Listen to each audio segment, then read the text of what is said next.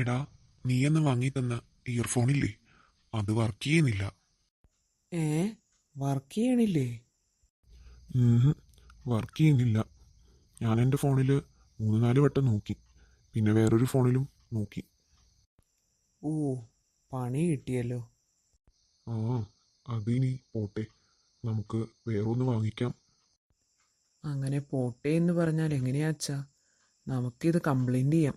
നമ്മളെ ഒരു പറ്റിച്ചതല്ലേ.